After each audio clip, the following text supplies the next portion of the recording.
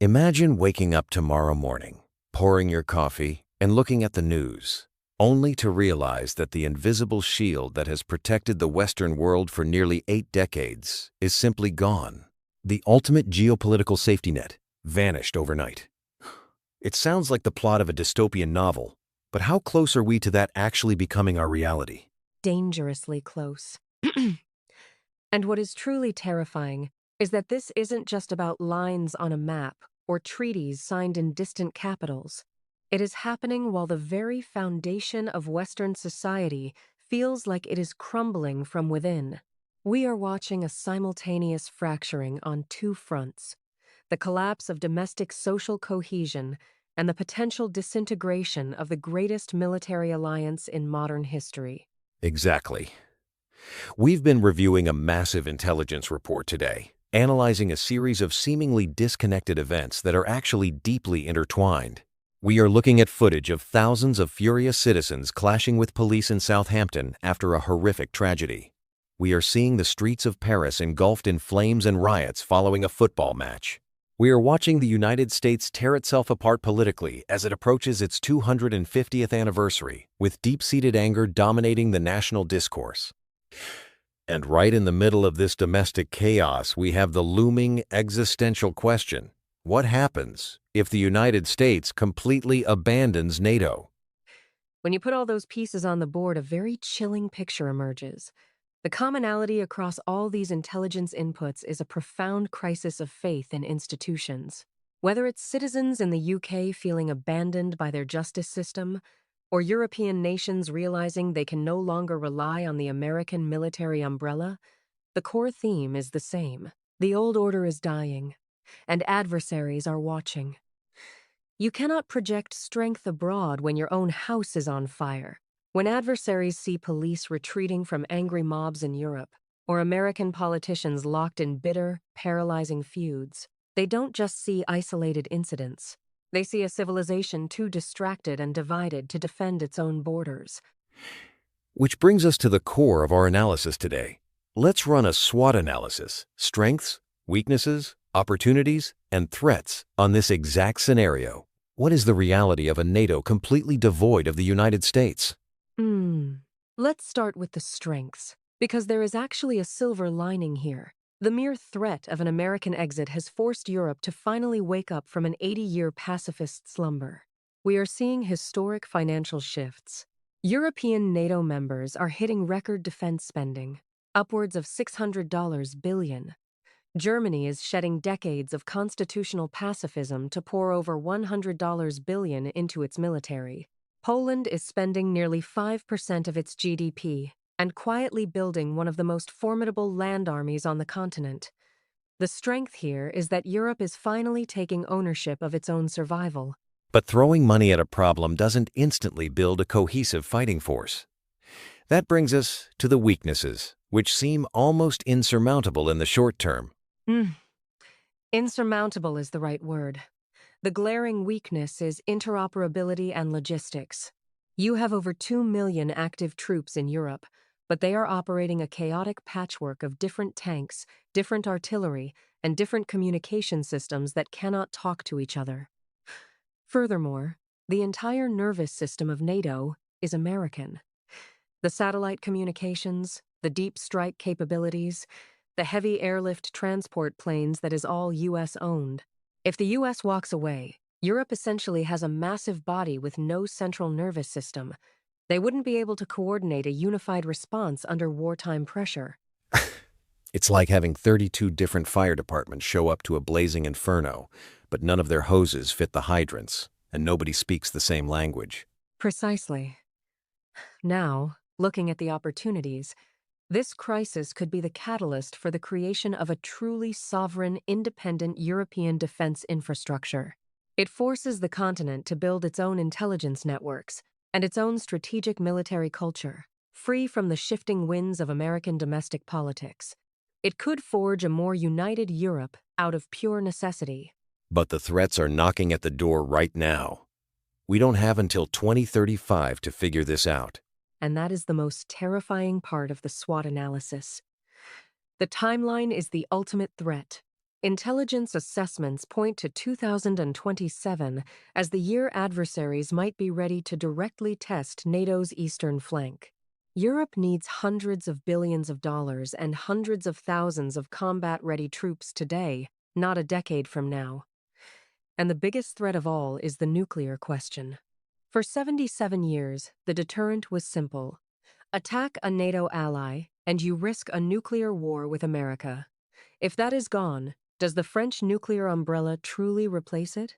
Would a French president really risk Paris being turned to ash to protect Warsaw? That is a cold, hard calculation that adversaries might be willing to test. It's a terrifying gamble. Before we transition into the most analysis and look at the strategic objectives of this new world order, we have a quick message for our listeners. The New Sentinel is a podcast dedicated to providing in-depth discussions and deep dives into a wide array of topics. From the glitz and glamour of pop culture to the strategic intricacies of military operations, we cover it all. Each episode is thoughtfully crafted to offer listeners a comprehensive understanding of the subject matter, featuring expert interviews, detailed analysis, and engaging storytelling. Whether you're a pop culture enthusiast or someone with a keen interest in global security, the New Sentinel has something for everyone. Tune in, comment, view, share, like to stay informed and entertained. If you are a business and you want us to advertise your product or service, contact us at claebede@yahoo.com or claebede@yahoo.com. All right, we are back. We just mapped out the SWOT analysis of a fractured NATO. Let's pivot to the most analysis: mission, objectives, strategies, and tactics. If the U.S. completely leaves the organization, how does the fundamental mission of this alliance change? The mission fundamentally shifts from collective global security, maintained by a superpower, to immediate regional survival. Without the U.S., Europe's mission is no longer about projecting democratic values across the globe. It is strictly about preventing the continent from being redrawn by force. So the objectives have to become hyper-focused. Exactly. The primary objective is to achieve total military self-sufficiency by the end of the decade. That means standardizing the defense industrial base and hitting that 5% GDP defense spending target across the board, not just in Poland or Germany, but everywhere. Another critical objective is establishing a credible, European-led nuclear deterrent that adversaries actually believe will be used if a red line is crossed. How do they achieve that strategically? What is the strategy when you've just lost your biggest player? The strategy relies on what is being called forward deterrence. It means aggressively positioning the strongest remaining assets like French and British naval and nuclear capabilities right on the fire. Borders of potential conflict zones.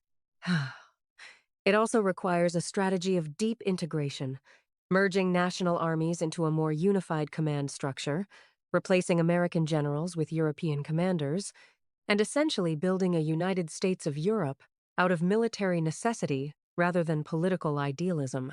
And the tactics on the ground? The tactics involve grueling, unglamorous work. It means standardizing ammunition sizes, integrating cyber defense networks, and building joint military factories that can churn out artillery shells and drones at a wartime pace. It also means dealing with the domestic unrest we talked about earlier.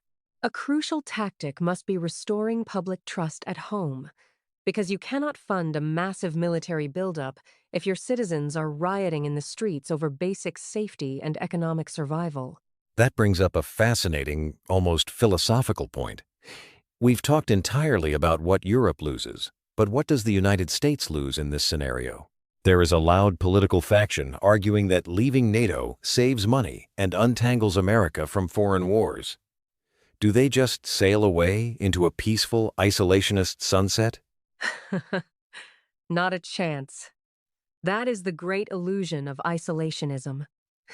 If the U.S. walks away from NATO, it doesn't just save money. It willingly surrenders its status as a global superpower. Europe is the physical infrastructure that allows the American military to operate globally. You're talking about the bases. Yes. Ramstein Air Base in Germany coordinates operations in the Middle East. Naval Station Rota in Spain handles the Atlantic. Aviano in Italy projects power into the Mediterranean. If the U.S. loses access to European soil, it becomes geographically blind and logistically paralyzed. It drops from being a global empire to merely a regional heavyweight. Furthermore, if America breaks a treaty-bound commitment to 31 democracies, every other ally in the world, Japan, South Korea, the Philippines will immediately realize that American promises are worthless. They will start building their own nuclear weapons and making their own deals with adversaries. The global order doesn't just shift, it shatters. It is a profound paradox. The West has never been wealthier or more technologically advanced, yet it feels incredibly fragile. When you look at the riots in the UK, the chaos in Paris, the political vitriol in America, and the potential collapse of NATO, it feels like we are watching a society that has forgotten the deep, terrible price of peace. That is the philosophical tragedy of our time. We have lived on a holiday from history for so long that we have forgotten that civilization is not a default state of nature. It requires maintenance, sacrifice, and unity. We are seeing the consequences of taking stability for granted.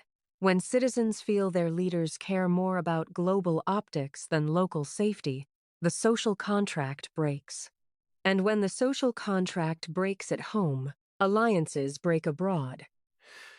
It forces us to ask a very uncomfortable question. Are we witnessing the natural end of the Western Empire? Every great civilization, from Rome to the British Empire, eventually stretched itself too thin, rotted from within through political division, and then pulled back its legions. Are we just the latest chapter in that historical cycle? It is entirely possible, but history isn't predetermined. 1. The awakening we are seeing in European defense spending. The raw, unfiltered debates happening in domestic politics. These are painful, but they are also signs of a system trying to course correct. The question isn't whether the world is changing, it is whether the West has the psychological resilience to endure the pain of adapting to it. A haunting thought to leave on. The infrastructure of peace is under the greatest stress test of our lifetimes. From the streets of our own cities to the highest levels of international command. Will we rebuild the foundation, or will we watch it fall? Thank you for joining us on this deep dive. Stay vigilant, stay informed, and we will see you next time on the New Sentinel.